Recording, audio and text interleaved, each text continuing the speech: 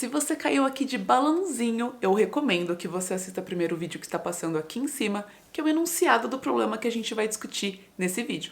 Caso contrário, bora resolver esse desafio.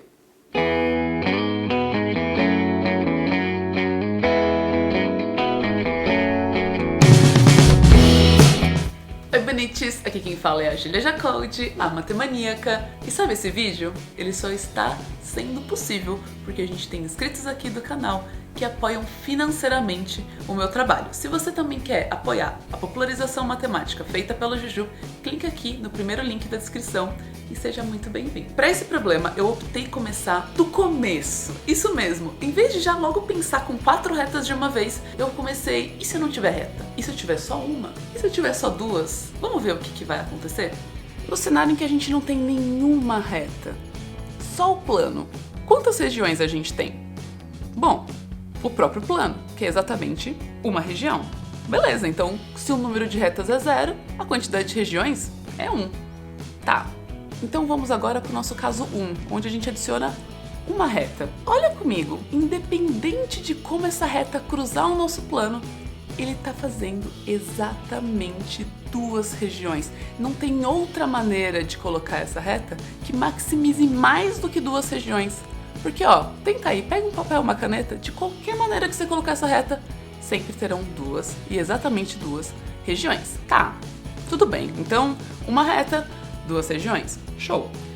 E no caso em que a gente tenha que adicionar mais uma reta, num total de 2 retas, qual será que é a melhor maneira de maximizar o número de regiões?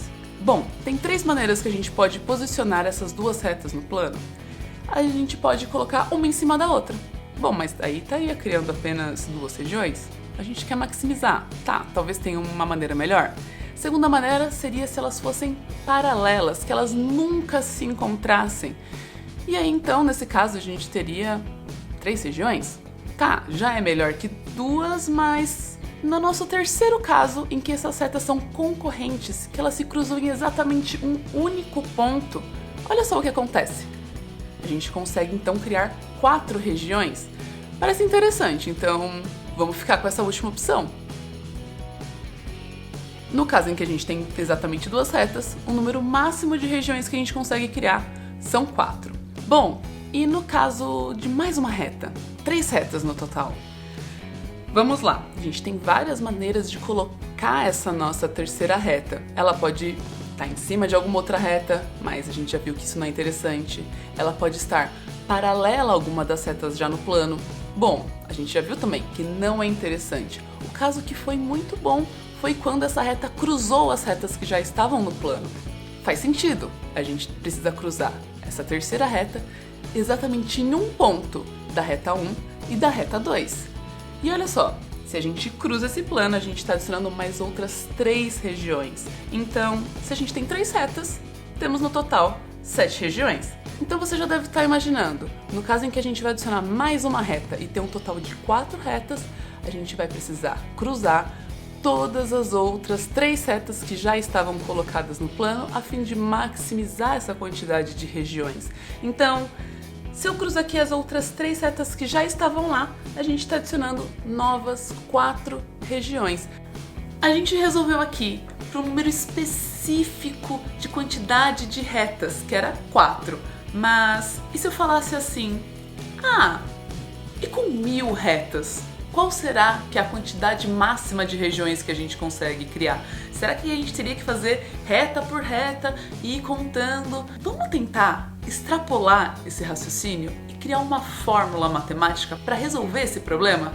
Porque assim, basicamente é isso que o matemático gosta de fazer. Ele consegue gerar uma pergunta, resolver para um caso, resolver para outro, mas ele quer encontrar uma fórmula que resolva esse mesmo tipo de problema. Então, e para qualquer número de retas, qual é o número máximo de regiões que a gente consegue criar?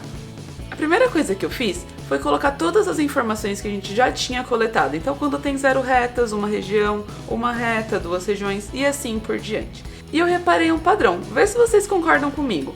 Uma quantidade de regiões em uma interação qualquer, ela vai depender da quantidade de regiões da interação anterior somada com a quantidade de retas dessa interação. Então, por exemplo, esse 4 regiões aqui, ele veio das 2 regiões anteriores mais 2 retas da própria interação.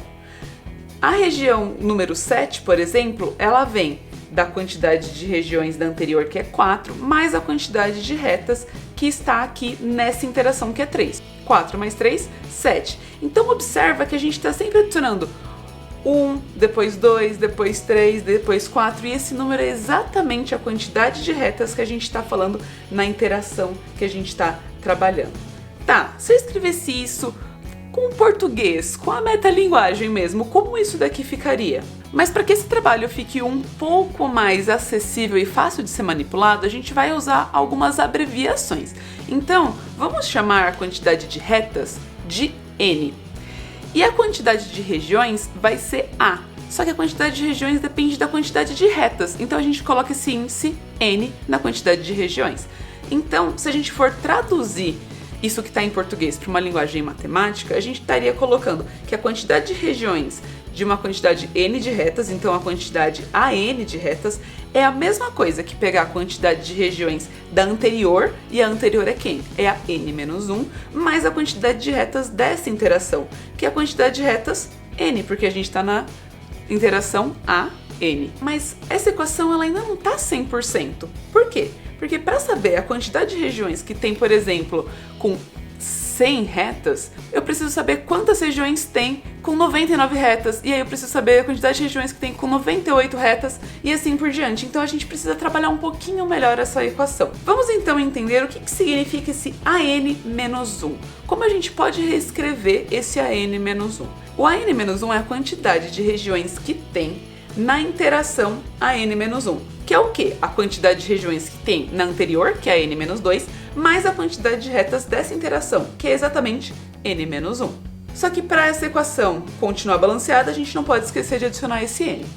Se a gente continuasse extrapolando esse nosso pensamento, o que é a N-2? A N-2 vai ser a quantidade de regiões que tem na anterior, que é a N-3, mais a quantidade de retas dessa interação, que é N-2, mais o N-1, mais o N. E a gente pode fazer isso até a gente chegar em quem?